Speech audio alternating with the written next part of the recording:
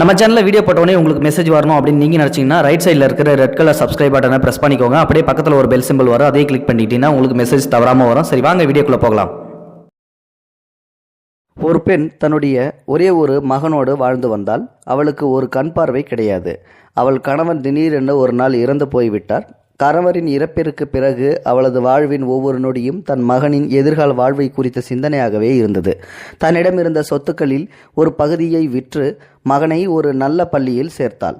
மீதி சொத்தை தனது மகனின் கல்வி தொடர்பான செலவுகளுக்கு தயார் செய்திருந்தாள். நல்ல ஒழுக்கமிக்க மகன், இரக்கமானவன், புத்திசாலி, ஊரில் எல்லாரும் புகழும் வண்ணம் அவன் செயல்பாடுகள் இருந்தன. பரீட்சையில் முதல் தரத்தில் வெற்றி பெற்றான்.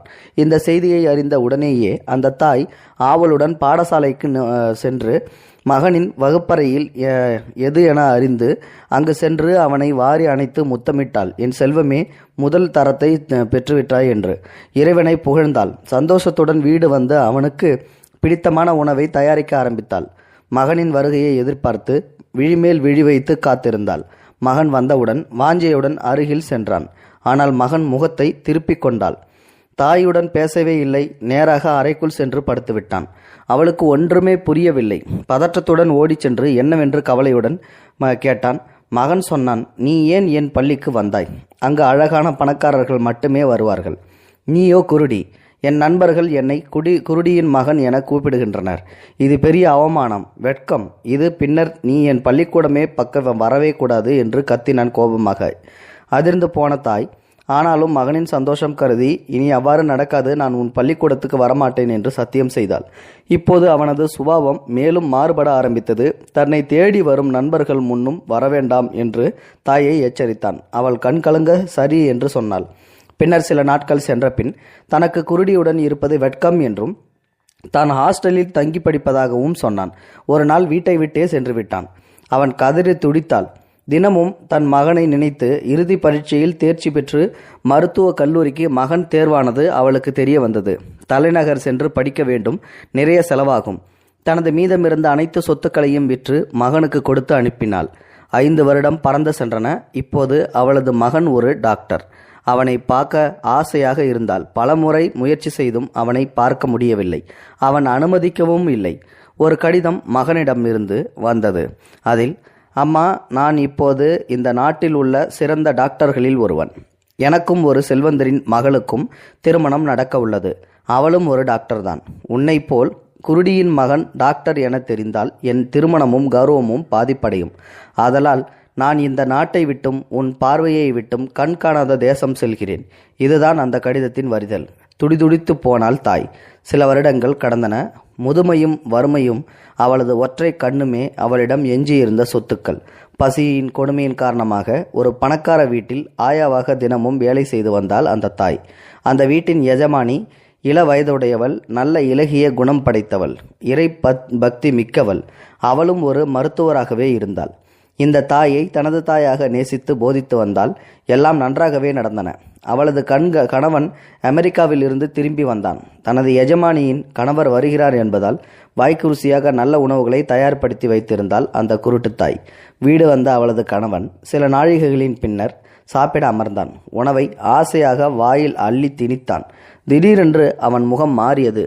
கருமை அவன் முகத்தில் சூழ்ந்து கொண்டது. சடார் என்று தனது மனைவியின் முகத்தை பார்த்து கேட்டான், இதை நீதான் சமைத்தாயா என்று. மனைவி குழப்பத்துடன் இல்லையே என்றாள். அப்படியானால் யார் சமைத்தது? இது அவனது 2ஆம் கேள்வி. வீட்டு வேலைக்காரிதான் சமைத்தாள் என்றாள் மனைவி. உடன் எழுந்த அவன் அடுப்படிக்கு சென்று எட்டி பார்த்தான். உள்ளே அவனது குருட்டுத்தாய். அதிர்ந்து போனார்கள் இருவரும். அவள் இன்னும் இங்கேயே இருக்கிறாள் எனும் ஆத்திரமும் வெறுப்பும் அவள் மூளையை ஆட்டுவித்தது. என் மருமகளா, என் எஜமானி என்ற சந்தோஷமும் மகிழ்ச்சியும் அந்த தாயின் இதயத்தை நிரப்பின. உணர்ச்சிகளால் இருவருமே பேசவில்லை. மீண்டும் சாப்பாட்டு அறைக்கு வந்து மகன் சொன்னான் தன் மனைவியை பார்த்து, இந்த குருடியை உடனடியாக கொண்டு சென்று வேறு எங்காவது கண்காணாத இடத்தில் விட்டுவிடு என்று கத்தினான். அவன் போட்ட சத்தம் அடுப்படியில் நின்ற அந்த அபலை தாயின் இதயத்தில் முட்டி மோதி நின்றது. துவண்டு போனாள் அந்த தாய். வாழ்க்கையை இதற்கு பிறகும் வாழ வேண்டுமா என கத்தி எண்ணி கதறி அழுதாள். தனது கணவனின் பிடிவாதமும் கோபமும் ஆவேசமும் எல்லை மீறி செல்லவே அவனது மனைவியான அந்த பெண், அதாவது மருமகள், வேறு வழியின்றி அந்த தாயிற்கு போதுமான பணத்தினை வழங்கி பல 100 கிலோமீட்டர் தூரத்தில் முன்பு அவள் வாழ்ந்த அதே இடத்திற்கு மீண்டும் அனுப்பி வைத்தாள் அழுகையுடன். காலம் மீண்டும் வேகமாக உருண்டு ஓடியது.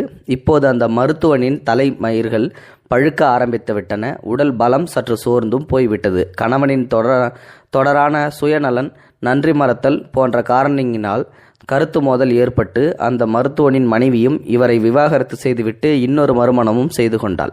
இப்போது வைத்தியரிடம் பணத்தை தவிர வேறு எதுவும் இருக்கவில்லை. தனிமரமாக எதிர்காலங்கள் சூனியமான சூழ்நிலையில் ஆறுதலுக்கு கூட தலைவருட யாரிடமின்றி தனிமரமாக நின்றான். மெல்ல மெல்ல தான் தாயிற்கு செய்த துரோகங்கள், அநியாயங்கள், நோகடிப்புகள் அவன் உள்ளத்தை உழுக்க ஆரம்பித்தன. ஒரு முறை நடு நிசியில் எழுப்பி அம்மா என கத்தி ஓவென அழும் அளவிற்கு அவனுக்கு அவனது பாவங்கள் எல்லாம் புரிய வந்தது. ஒரு நாள் காலை அவன் தொலைபேசிக்கு ஒரு செய்தி வந்தது. அவனது தூரத்து உறவினர் ஒருவர் பேசினார். உன் தாய் தள்ளாத வயதில் மரணிக்கும் தருவாயில் இருக்கின்றாள் என்பதே அந்த செய்தி. உடனடியாக அவன் தனது காரில் கிளம்பி தாய் இருக்கும் இடத்திற்கு சென்றான். அவன் சென்றபோது அவனது தாய் உயிர் பிரிந்துவிட்டது. உயிர் போன நிலையில் அவளை கட்டிலில் கிடத்தி வைத்திருந்தனர். இப்போது அம்மா என கதறி அழுதான், கண்ணீர் விட்டான். தனது தாயின் உயிரற்ற உடலை நல்ல முறையில் அடக்கம் செய்ய உதவினான். இப்போது ஒரு கடிதத்தை அவனது உறவுக்காரர் ஒருவர் கொடுத்தார். தான் மறைந்த பின்னர் மகன் வருவதாக இருந்தால் மட்டும் இந்த கடிதத்தை கொடுக்குமாறும், இல்லையென்றில் என்னோடு சேர்த்து இந்த கடிதத்தையும் எரித்து விடுமாறும் தாயார் கடைசி தருவாயில் வேண்டிக் கொண்டதாகவும் அவர் சொன்னார். பிரித்து படித்தான். அவன் கண்களில் இருந்து வழிந்த கண்ணீர் அந்த பாலைவனத்தையே சகதியாக மாற்றியது. அந்த அளவுக்கு அவன் கண்ணீர் வந்தது. அதில் இருந்த வரிகள் இதுதான்: அன்பின் மகனே, எனக்கு தெரியும் என் உருவத்தை பார்ப்பது உனக்கு ஒருபோதும் பிடிக்காது என்று. அதனாலேயே எனது மரணத்திற்கு பிறகு நீ வந்தால் மட்டும் இதனை கொடுக்கும்படி சொன்னேன். மற்றபடி உன் மீது எனது அன்பு என்றுமே மாறாதது. இது இறைவனுக்கு மட்டுமே தெரிந்த விஷயம்.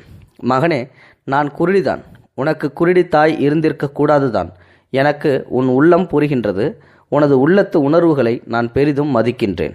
நான் உன்னை சபித்தது கிடையாது, ஏன் கோபப்பட்டது கூட கிடையாது. எனக்கு ஒரு வாழ்க்கை வேண்டும் என்று இருந்திருந்தால் நான் இன்னொரு திருமணம் முடித்து நன்றாக வாழ்ந்திருப்பேன்.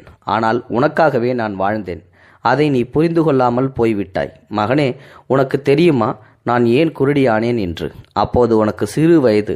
சாலையில் நின்று நீ விளையாடு கொண்டிருந்தாய். ஏதோ ஒரு பொருள் உன் கண்களில் பட்டு உன் ஒரு கண் குருடாகிவிட்டது. பார்க்காத மருத்துவர்கள் இல்லை. இறுதியாக மருத்துவர்கள் இன்னொருவர் கண் இருந்தால் மட்டுமே உன் பார்வை மீண்டும் கிடைக்க வைக்கலாம் என்றனர். என்ன செய்வதென்று எனக்கு தெரியவில்லை. நேரமும் போதாது. அதனால் என் ஒரு கண்ணை உடனடியாக தானம் செய்து உனக்கு கண் பார்வை கிடைக்க செய்தேன். எனது கண்மணியே, என்னுடைய குருட்டு கண்ணே இன்று உன் கண்களாக இருக்கின்றது. நீ இந்த உலகத்தை, வாழ்க்கையை பார்ப்பதும் அந்த கண்களாலேயே. உனக்கு இதுவும் அவமானம் என்று உனது வலது கண்ணை பிடுங்கி எரிந்து விடாதே. அதை அப்படியே விட்டுவிடு. ஏனென்றால் அந்த கண்களால் தான் நான் உன்னை பார்த்து கொண்டிருப்பேன் என் அன்பு மகனே. இப்படிக்கு என்றுமே உன் அன்புள்ள உன்னுடைய அம்மா. இதை படித்து அந்த டாக்டர் மகன் உருண்டு புரண்டு பிறகு கதறி துடித்து அழுதான். ஸோ கண்டிப்பாக இந்த கதையோட அர்த்தம் எல்லாருக்கும் புரிஞ்சிருக்கும். தன்னுடைய தாய் குருடி என்று மகன் தப்பான கணக்கு போட்டு அந்த தாயை ஒவ்வொரு இடத்துலையும் அவமானப்படுத்தணும். என் கிட்ட வராத, என்னுடைய அம்மானு சொல்லாத அப்படின்னு சொல்லிட்டு கடைசி நேரத்தில் அவனுக்கு அந்த மனைவியும் இவனோட செயல்களை பார்த்து விவாகரத்து ஆகிட்டு அவனை விட்டு பிரிஞ்சு போனதுக்கு அப்புறம்தான் இந்த அம்மாவோட அருமை தெரிய வருது, தன்னுடைய தாயின் அருமை. அது மட்டும் இல்லை, கடைசி காலத்தில் அந்த லெட்டர் மூலயமா தான் தன்னுடைய தாயோட கண்ணு தான் தாங்கிட்ட இருக்குது அப்படின்றதும் தெரிய வருது. இது எவ்வளோ பெரிய செய்தி பார்த்தீங்களா?